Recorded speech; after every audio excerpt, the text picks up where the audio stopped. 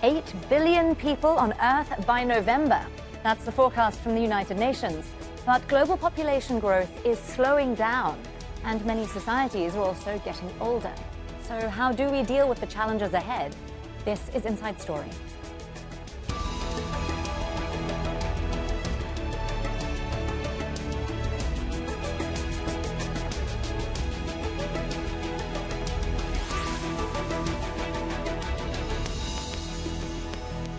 Hello there and welcome to the program. I'm Nastasya Tay. Now, the world's population is growing, but at its slowest pace in 70 years.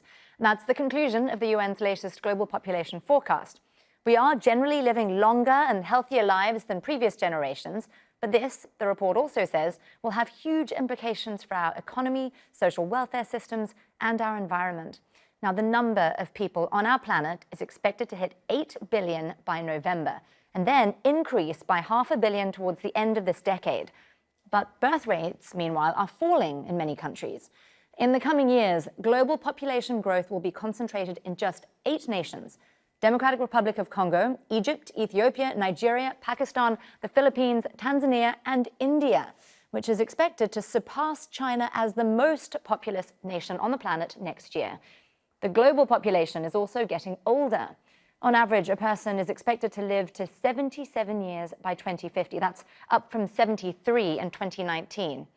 Well, the director of the United Nations Population Division explains the effects of aging societies worldwide. Traditionally, we had many more children than older people to take care of. And now it's switching to a point where, depending on how you define the age groups, the number of older people will eventually be larger than the number of children. This has implications for rather obvious reasons, that you've got a lot of private and public arrangements to care for people at older ages.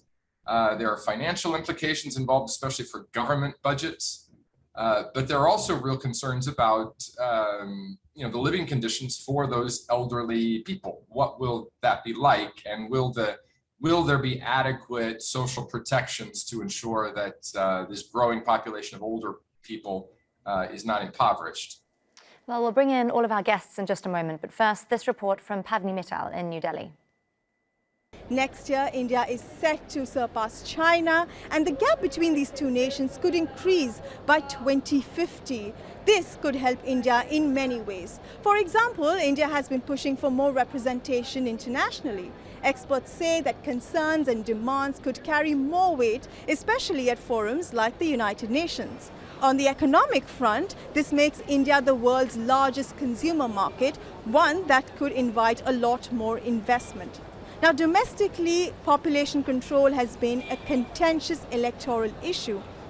Experts have advocated for more focus on reproductive rights and justice. This includes improving girls' education, increasing the number of women in the workforce, and improving maternal health. Some of these efforts have been effective because the rate of population growth has slowed down considerably. But there are many challenges. The pandemic has reversed many of these gains. Many women have been forced to quit the workforce, and there has been an increase in child marriages. Experts say there needs to be more awareness so family planning becomes an issue of choice and not chance and coercion.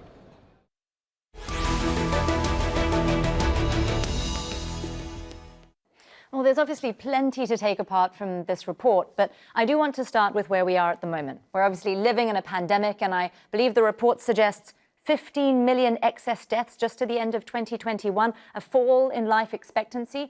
But that all seems to be a bit of a blip, given the trends that we're looking at. So we're mostly living longer, but reproducing less.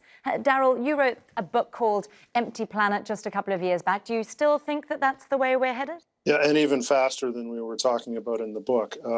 And really, the focus of all of this, we can talk about the pandemic, we can talk about aging, we can talk about those kinds of things, but the real hot point in the UN's analysis is fertility. And that's really what Empty Planet is about. And so what's happening to fertility rates? Well, they're collapsing. Well, with the medium fertility scenario, I believe, the UN is projecting that global population will peak before the end of this century. So 2086, at just over 10.4 billion people.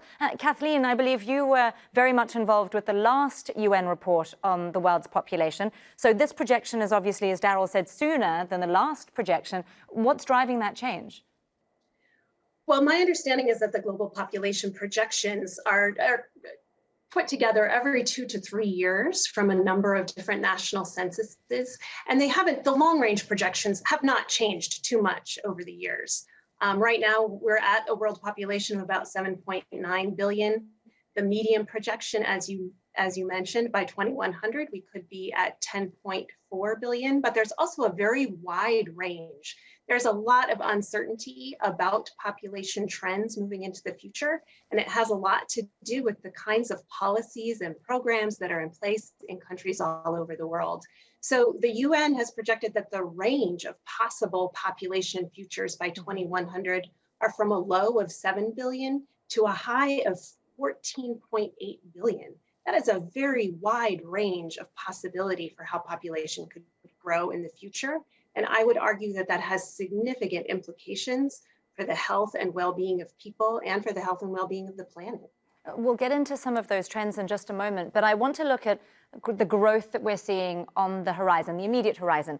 8 billion people on this planet by November, give or take a year, according to the report, and much of that growth is going to be taking place in India. So, Poonam, I was looking at the number of births per woman there, and it actually seems to have dropped. So what's driving population growth there? So there are a number of factors. The first is that education, which, as we all know, is the best contraceptive, girls are getting higher education levels are taking place. Second, I believe the government has invested in family planning with a focus in the high fertility districts in India. See, in India, it's a very uneven situation where much of South India has reached replacement level fertility. In fact, 24 states in India. And the 6 states in North India, which had high fertility rates, the rates are coming down because the government, through its new programming, is focusing in these high fertility districts. Third, there's greater access to larger number of contraceptives. You know, every time a new contraceptive is introduced, there is a 6 to 12% increase globally or within any country where it is increased. Contraceptives are introduced, new contraceptives. So modern contraceptive methods have been introduced.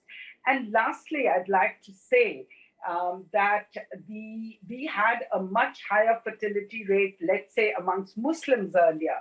But the Muslim fertility rate has declined very sharply in the last 2 decades, especially in the last decade.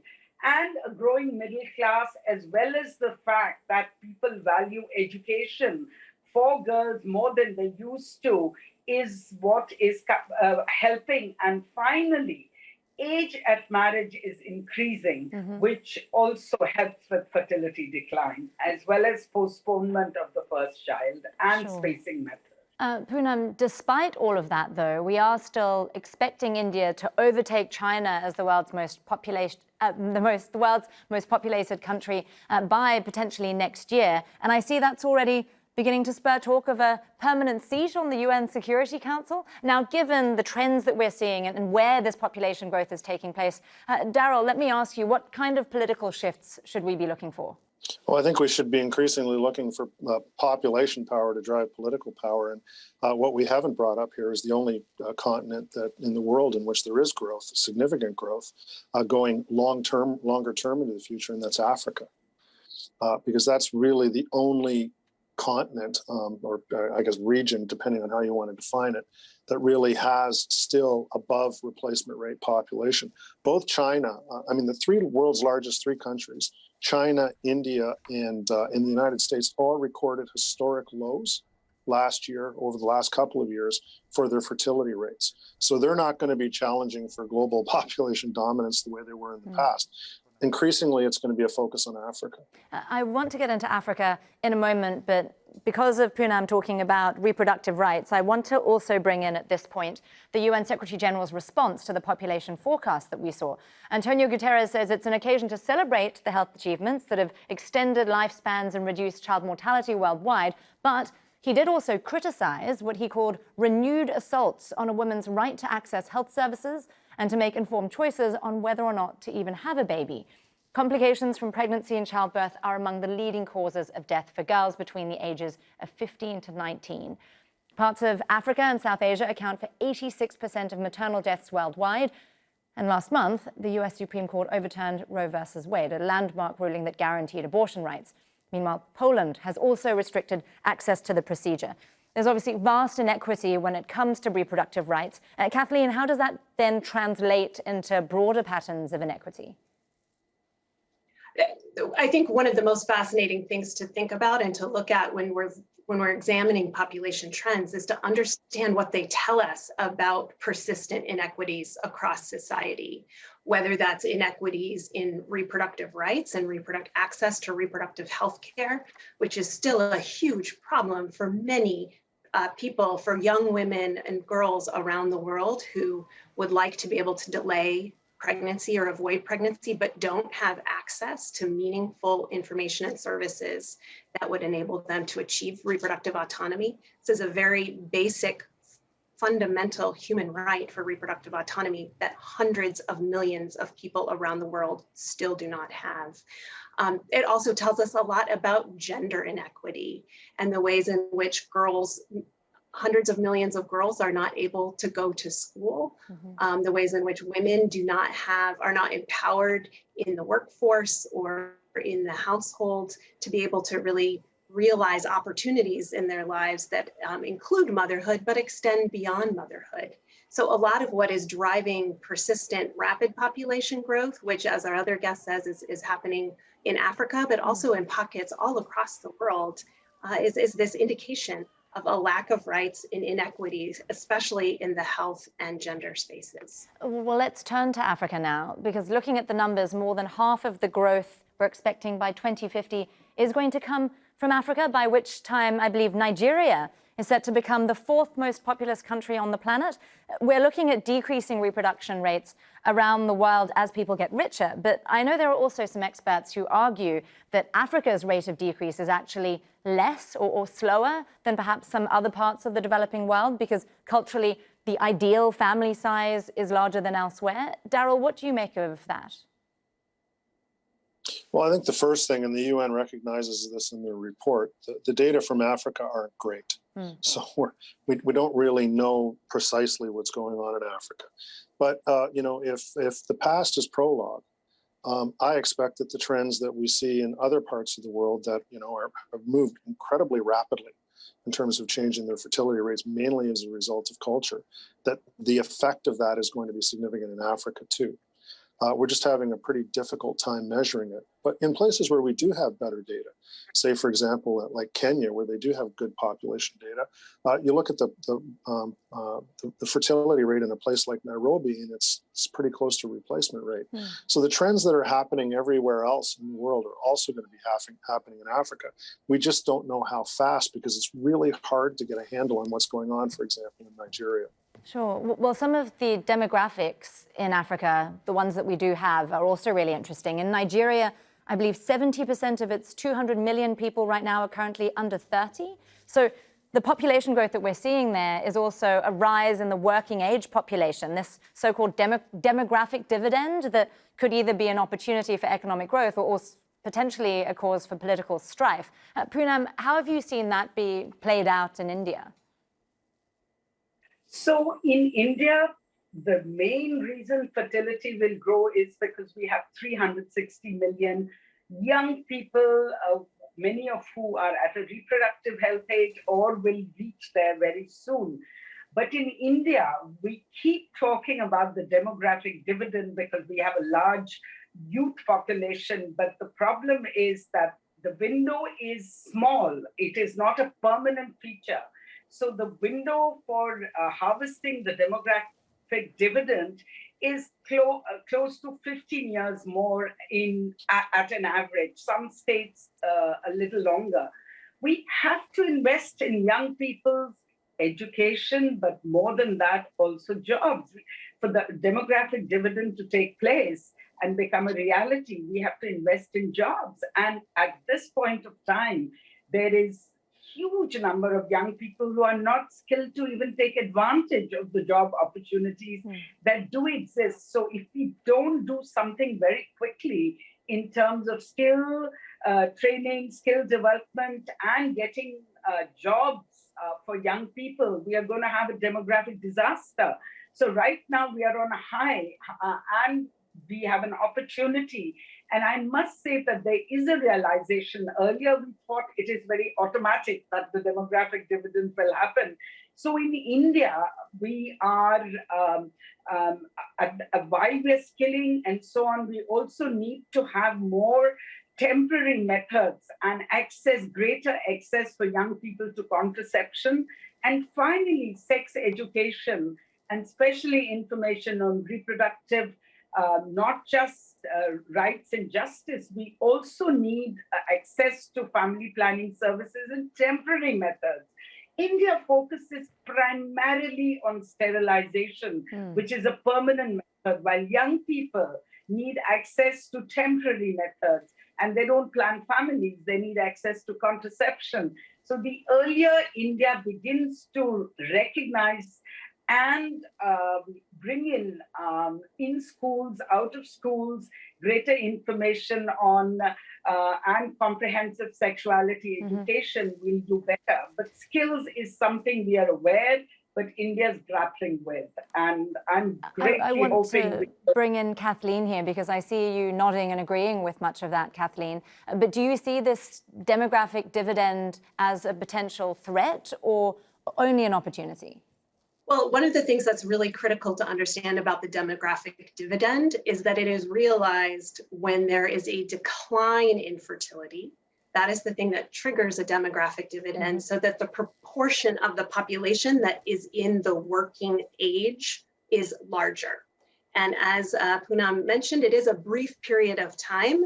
It requires this decline in fertility. It also requires investments in education and employment opportunities for that brief period of time that we have this really large cohort of the population in the working age. So it's not simply, the demographic dividend does not come simply from rapid population growth.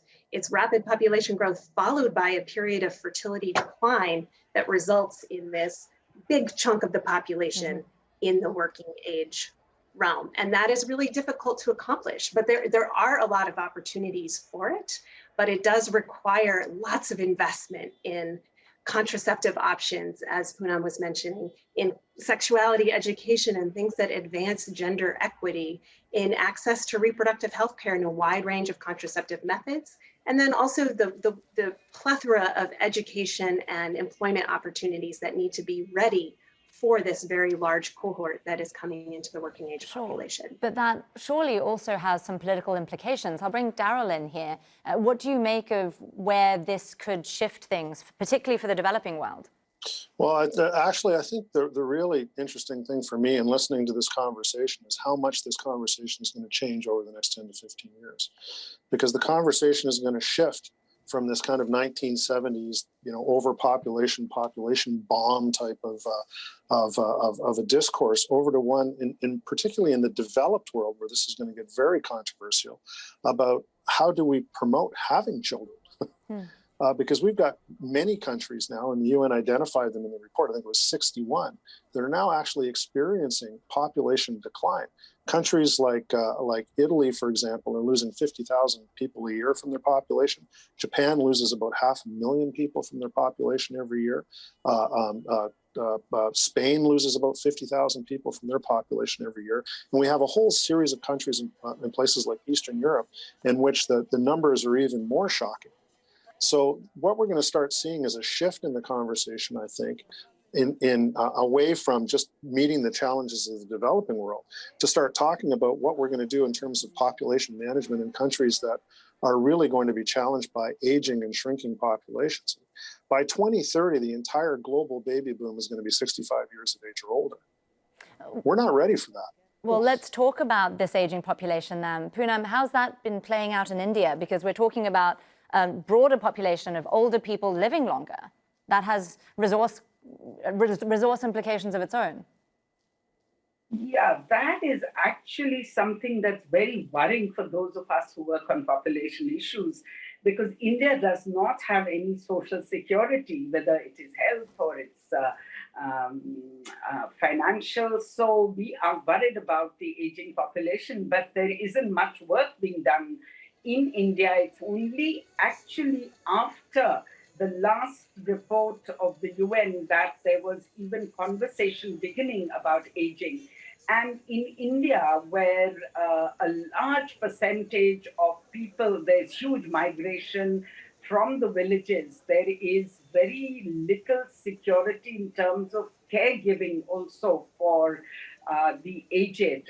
And India has to prepare itself for making universal health coverage a reality for across India. We have to strengthen our public health systems. We have to reimagine our public health systems, which we recognized during COVID. Finally, that it is our public health is an ICU. Thirdly, I think financial investment for fiscal support and so on to the aged population is something that India will have to plan for and invest in. I'm sorry, Poonam, I want to, at this point, turn to the environment, because I don't want us to run out of time before getting there. And we're talking really about constraints on resources here. And obviously a huge one is what we're going to see in terms of climate change impacts. A lot of this population growth is going to be taking place in climate vulnerable areas. I mean, at the very simplest level, more people on the planet means more strain on resources. We're already seeing concerns around food security. Kathleen, are you worried about the population trends we're seeing? I'm very worried about it, and I want to disagree with Darrell a little bit about which of the population trends we need to be most concerned about. Certainly, an aging population is something that we need to plan for, prepare for, and have adequate social security systems in place to manage an aging population, and to think about how we adequately employ a smaller workforce, smaller proportion of population in the workforce in some places. But I really think that the larger problem is that the population is still growing globally from around 8 billion today, and it could be up to 14 billion by the end of the century. Hopefully it won't be there, but it depends a lot on what we invest in. Okay, I will bring in Darrell here, because we are talking about this peak and decline, and this is going to happen literally within the next 100 years. So obviously a debate about whether that's a good thing. Darrell, go for it. Well, look, any estimate that says it can be between 8 and 14 million is, why don't we make it 7 and 14 million, is 100% variation. That's not really much of an estimate. And really, when you take a look at the more compelling evidence about what's happening. Hold on a second. I let you talk. Let me talk. If you take a look at the work that the Bill and Melinda Gates Foundation published in The Lancet, that was done by a whole global series of demographers, and it was done pre-COVID, they don't even come close to that number. I mean, so I really have a lot of questions about how the UN does its modeling. I think this whole population momentum theory is just that, a theory. I think there's a lot of cultural change that's taking place around all of these things that are actually going to cause fertility decline to accelerate. The population increase is not going to get even close to 10.4 million people. We're going to be probably somewhere between 8 and 9 billion people, which is not much further off of where we are today, but it's going to be a very different mix of people. They're going to be highly urbanized, and they're going to be much, much older than the population we have on the face of the earth today. That's the challenge we're truly facing. Both challenges and opportunities. Well, we'll have to leave our discussion there for today, but we'll be keeping an eye on how this all plays out over the coming decades and centuries. Thank you to all of our guests. That's Kathleen Mogelgaard, Darrell Bricker, and Poonam Muttreja. And thank you too for watching. You can see this program again anytime by visiting our website, aljazeera.com. And for further discussion, do go to our Facebook page. That's facebook.com/AJ Inside Story. And remember, you can also join the conversation on Twitter Our handle is @AJ Inside Story.